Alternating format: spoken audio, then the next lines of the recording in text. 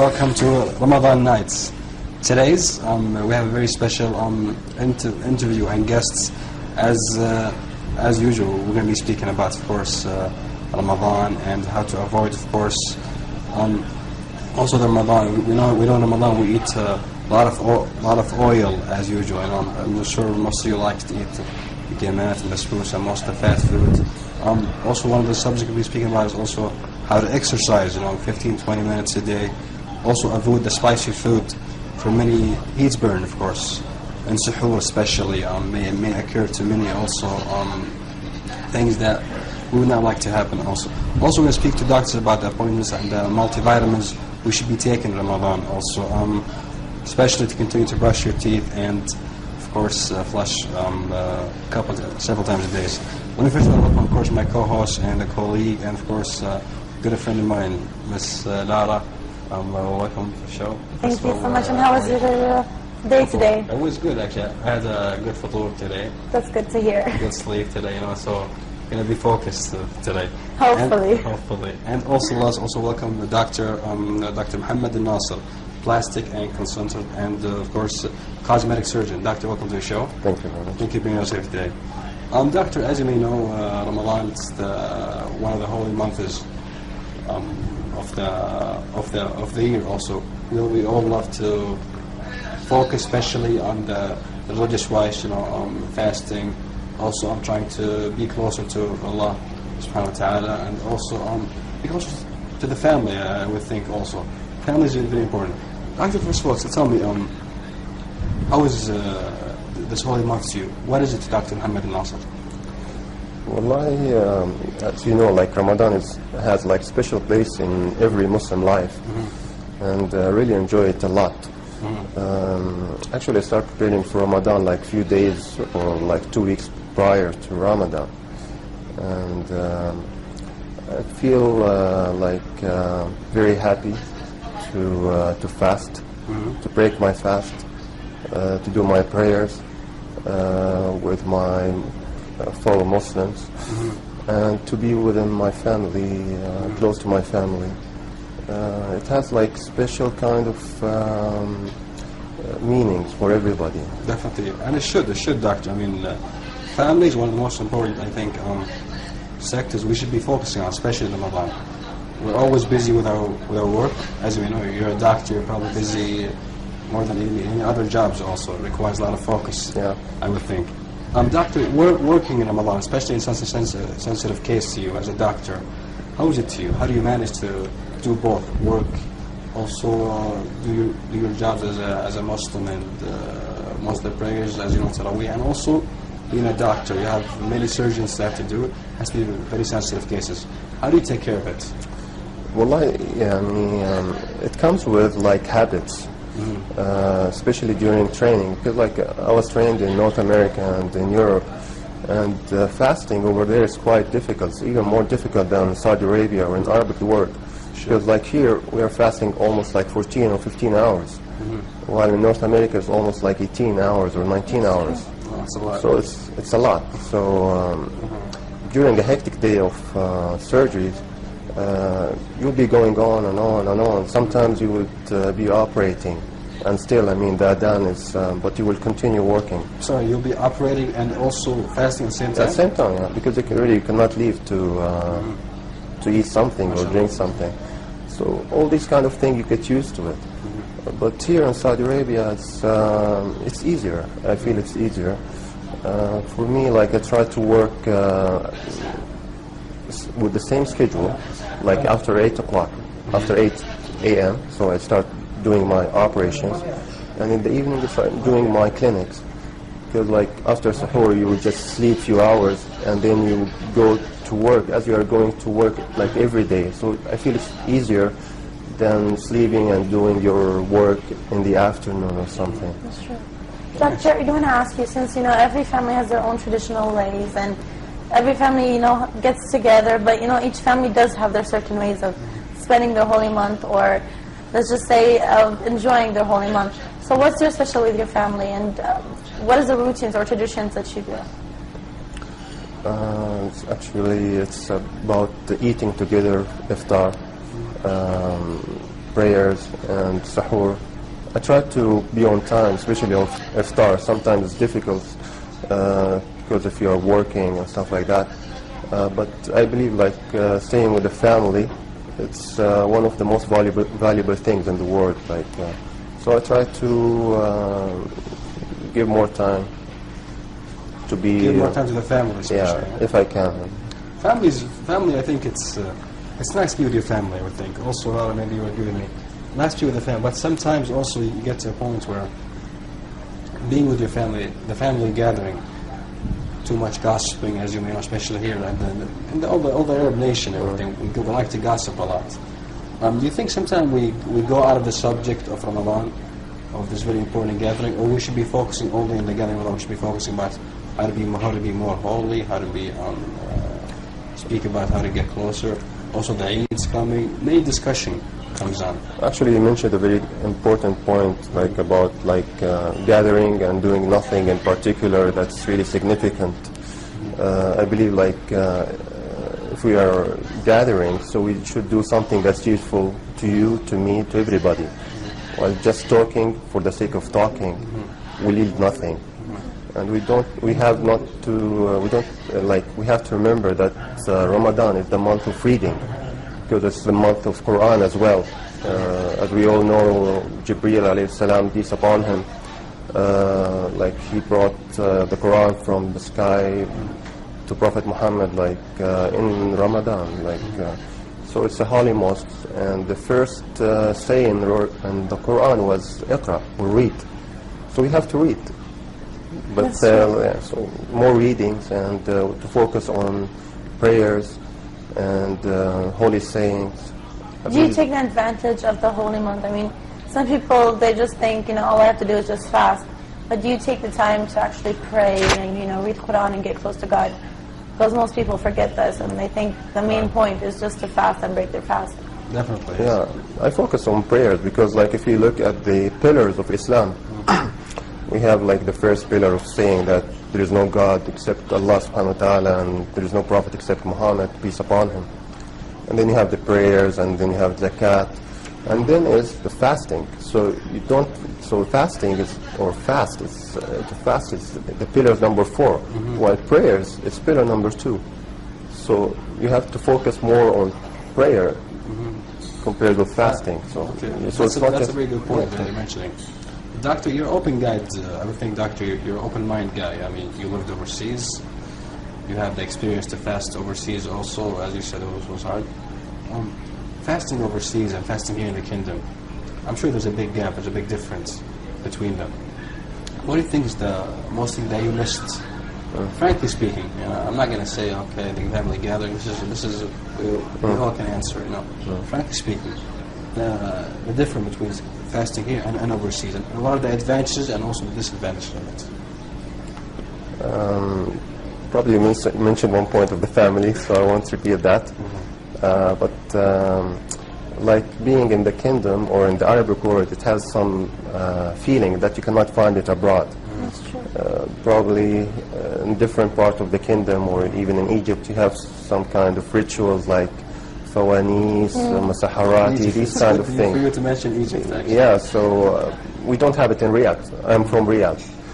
We don't have these kind of rituals here in Riyadh. But if you go to Jeddah, for example, they still have this kind of rituals from Egypt. I find it very interesting. It brings some kind of flavor to the month of Ramadan. The other thing is the food. The food is quite nice here compared. It's always better here. Yeah. You cannot compare. You cannot compare. What is the food that you miss most? Gemat, probably. Probably sambusa, legimat. Yeah.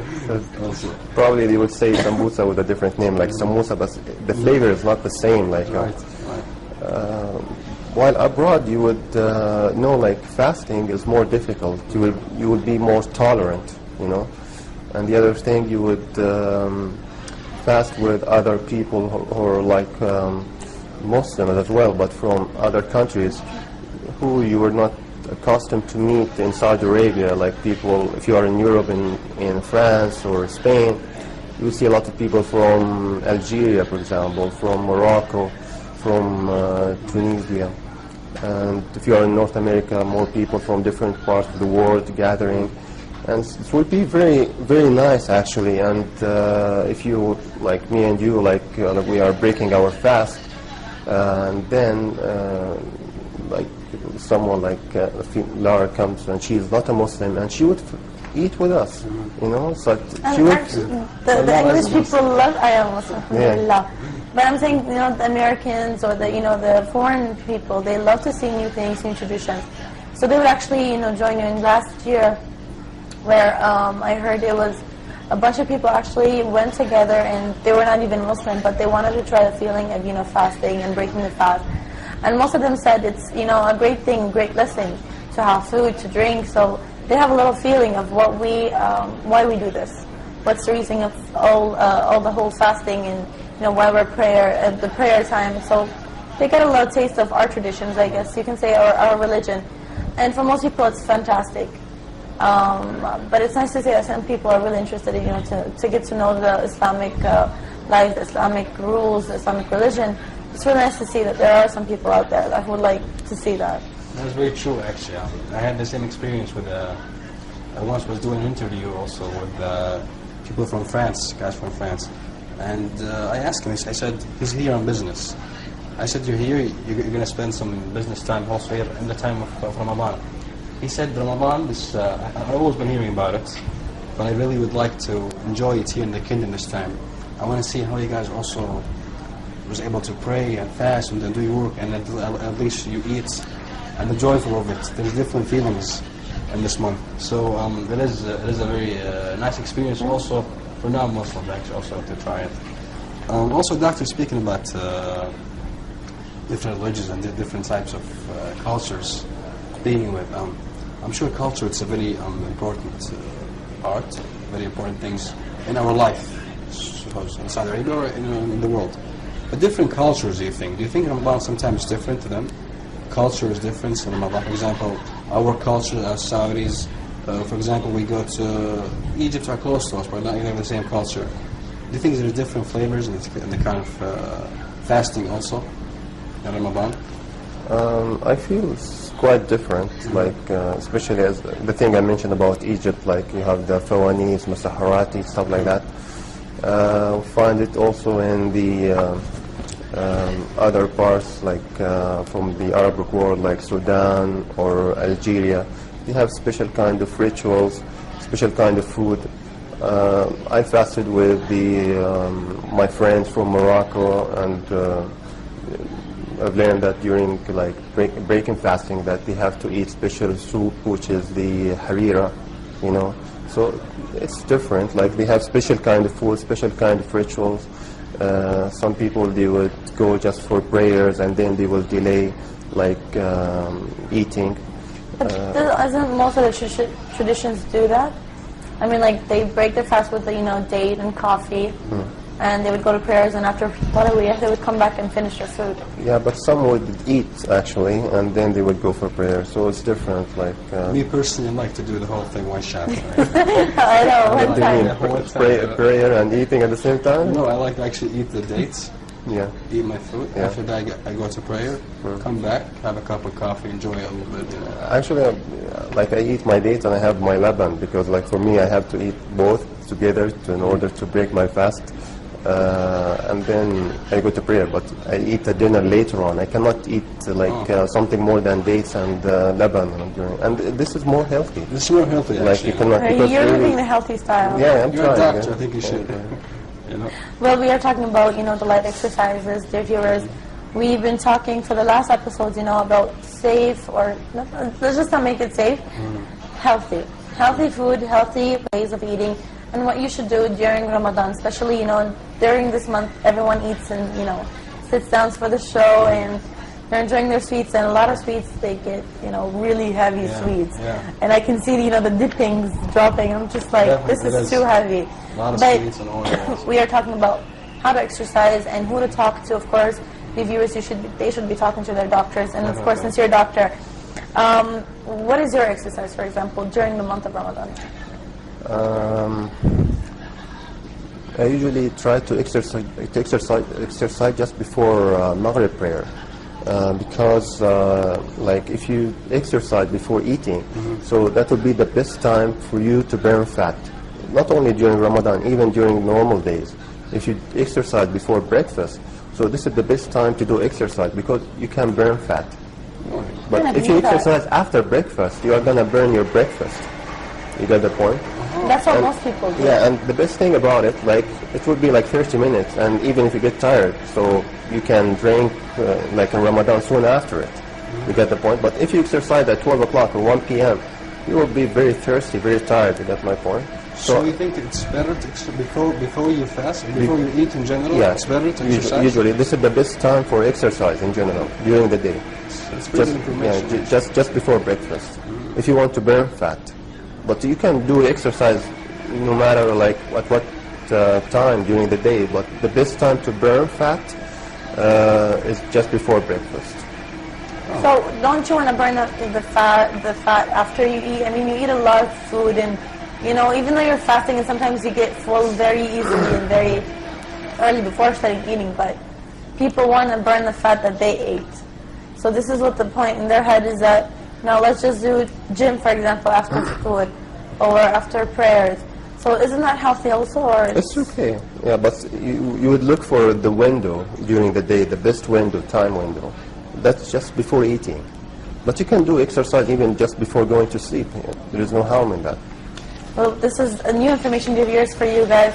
But dear viewers, we're going to take a little break right now. We're going to see a report. So dear viewers, don't go anywhere.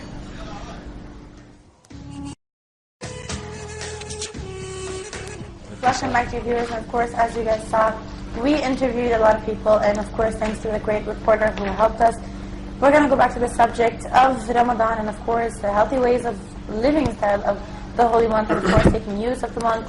Not only that, we're going to be talking and discussing more subjects with our guests. There is a question in my mind, and I was discussing it with Walid before. When was the first time you started fasting? How old were you? That is a good subject. Probably it was like when I was 12, in my 6th grade. You're 12. Right. 12. It's the right age, I guess, to start fasting. I believe so. Because I did my elementary school here in Saudi, so usually like the teachers and the family, they will try to encourage you, like as a young chap, to fast. And you can do it. I mean, 12 is a correct age, you think? I believe like from 12 up to 15, like you can just try a few days